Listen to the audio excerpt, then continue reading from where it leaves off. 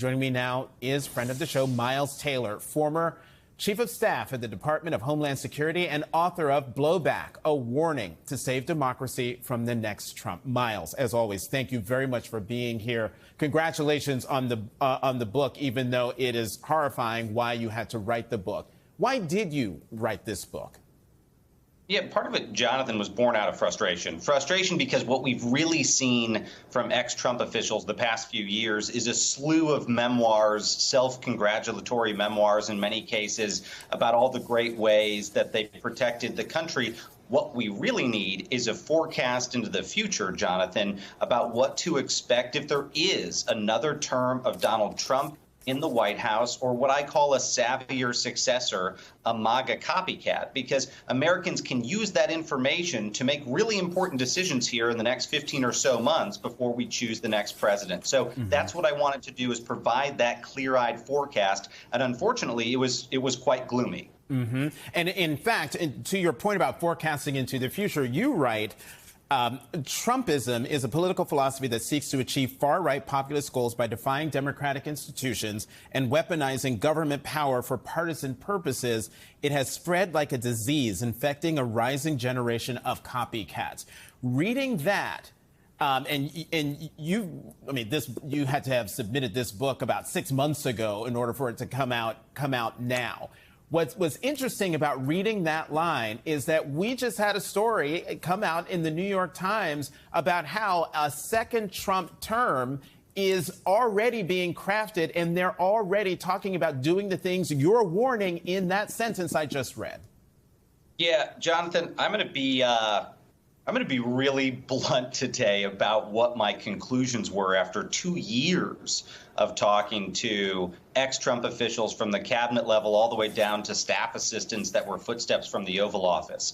And if I was going to sum up what these people told me, it would be that a second term of Trump would equal the Third Reich. Now, of course, I'm making a connection to the Nazi Party that ruled Germany, which just a couple of years ago, a statement like I just made would have been unimaginably reckless in my mind. But now it's a sober-minded, clear-eyed forecast based on what his own loyalists have told me they would do. What does that look like? What are they saying they would do? Well, they would use the powers of the government to spy on rivals. They would use the powers of the government to prosecute political opponents, to administer loyalty tests to federal employees, to gerrymander the federal courts in their favor, to deploy Department of Homeland Security forces into Democratic cities to exert control, to invoke the Insurrection Act, to withhold federal aid, emergency aid from cities that need it, to purge the deep state, to regulate the media. It goes on and on and on. And you hear these things. And Jonathan, at that point, it doesn't become reckless. It becomes responsible to draw a parallel to foreign dictatorships.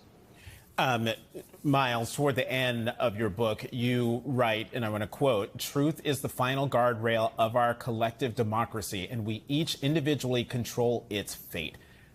How can we use the truth to preserve our democracy? Well, one of the things that was really disturbing to me, Jonathan, is I spent a lot of time talking to our nation's democracy scholars, people like Larry Diamond at Stanford and Jonathan Haidt at NYU, people I consider sort of democracy doctors. And when they parse through the data, one of the really alarming things is you see that it's not just senior Republicans who are saying one thing in private about Donald Trump and the MAGA movement, that it's a disaster and a threat, and then saying another thing in public. That self-censorship is happening nationwide. So surveys show that the majority of Americans now misrepresent their public opinions when they're talking to other people and keep their actual opinions private. Now, what was worrying, Jonathan, is the one cohort that doesn't keep their opinions private was people on the far political extremes, especially the far right. So extremists are willing to tell you what they really think, but the moderate majority of Americans are not. And how do we overcome that self-censorship? Well, it sounds really pedestrian. It sounds like a kindergarten lesson, but it's that we just start speaking out. When more people speak out, it lowers the price of dissent for everyone else. And really, in my mind, that's the only way we can safeguard our democracy, is make sure we're not self-censoring the truth. Yeah, Miles, we have less than 30 seconds left.